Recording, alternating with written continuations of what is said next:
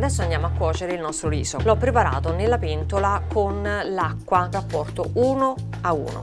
Quindi messo nella pentola, coperto, andiamo adesso a cuocerlo. La fiamma dovrà essere una fiamma viva per farlo arrivare velocemente a bollore. Adesso la nostra acqua è arrivata a bollore, quindi dobbiamo abbassare al minimo e settare il nostro timer sui 12 minuti, 13 minuti circa. Ogni pentola che utilizziamo, ogni fornello che noi andiamo ad utilizzare ovviamente cambia il tempo di cottura di qualche minuto. La prima volta vi si potrà bruciare il riso, la seconda volta vi potrà venire un po' troppo cotto, quindi vi potrete regolare utilizzando sempre la stessa postazione, sempre la stessa pentola con i minuti perfetti e quindi già dalla terza volta riuscirete ad avere un ottimo riso. Io ho messo il coperchio che non va mai alzato, questo perché viene considerata una cottura a vapore, quindi se noi alziamo il coperchio il vapore che è nella pentola esce. Una volta che saranno passati i nostri 12-13 minuti di cottura del riso dovremo lasciarlo per ulteriori 10 minuti, questo per far assorbire l'eccesso di vapore che c'è nella pentola al riso. Il nostro riso quindi lo abbiamo spento e abbiamo aspettato 10 minuti per farlo riposare. A questo punto possiamo finalmente alzare il coperchio e vedere il nostro riso. Lo apriamo un pochino e lo rendiamo così vaporoso, che è quello che è tanto buono da mettere poi nella ciotola e mangiare come riso bianco. Se dobbiamo condirlo per il sushi, dobbiamo farlo entro la mezz'ora.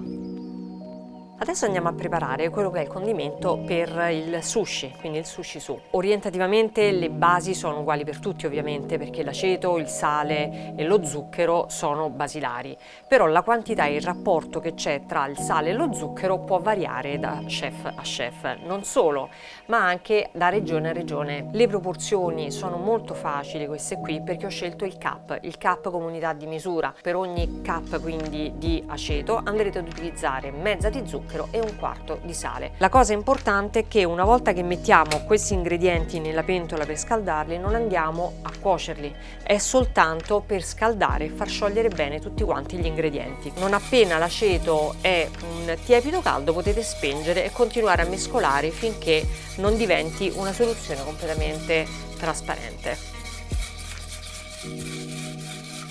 Quindi una volta che il sushi su è pronto lo lasciamo un attimino riposare, dopodiché potremo utilizzarlo sul riso. Adesso andiamo a freddare il riso per creare il riso da sushi, quindi lo shari. Si può utilizzare soprattutto un contenitore in legno, direi di evitare quelli di acciaio o contenitori in ceramica, questo perché il riso è caldo, il sushi su che andremo a mettere sopra comunque sia è un liquido, si potrebbe creare sotto la condensa e quindi il riso non assorbirebbe bene così il condimento.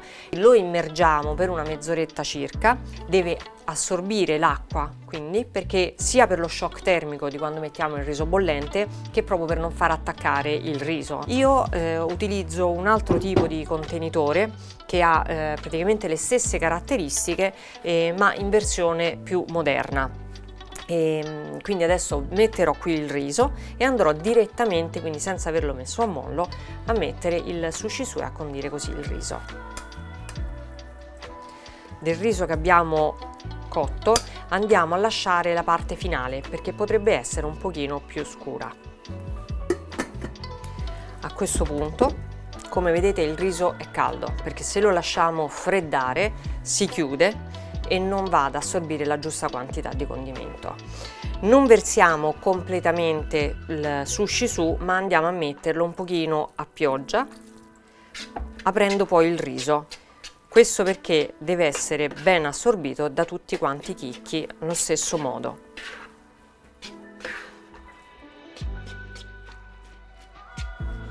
Adesso il nostro riso è pronto, lo avrete assaggiato, quindi a vostro gradimento vedrete se aggiungere più o meno sushi su.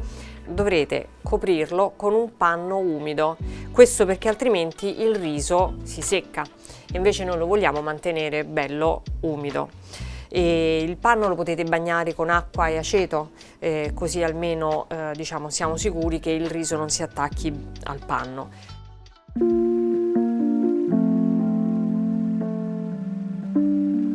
Quindi abbiamo le nostre fettine, abbiamo il wasabi, che quindi andremo a mettere come da tradizione nel nostro nigiri, e ci andiamo a bagnare leggermente le mani. Questo perché devono essere umide, altrimenti il riso si attacca. Questo gesto che facciamo è un gesto che serve a togliere l'eccesso quindi di liquido che abbiamo sulle mani, e al tempo stesso per far capire al cliente, cogliere la sua attenzione per far capire: io mi sono disinfettata le mani, perché acqua e aceto comunque si attendono a disinfettare. Quindi dopodiché andiamo a prendere un pochino di wasabi, lo andiamo a mettere sotto al salmone, prendiamo il nigiri, lo apriamo sempre perché vogliamo un pochino l'effetto arioso, e andiamo a formare il nostro nigiri, andando ad avvolgere il nostro nigiri, come vedete, tutto intorno, di modo che dall'alto non si veda altro che il salmone. Quindi il pesce deve coprire interamente il riso.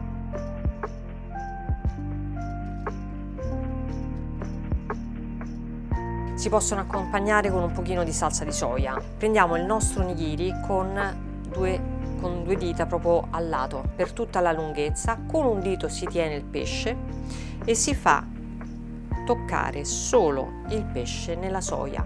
Fatto questo gesto, siamo pronti per mangiarlo. Itadakimasu!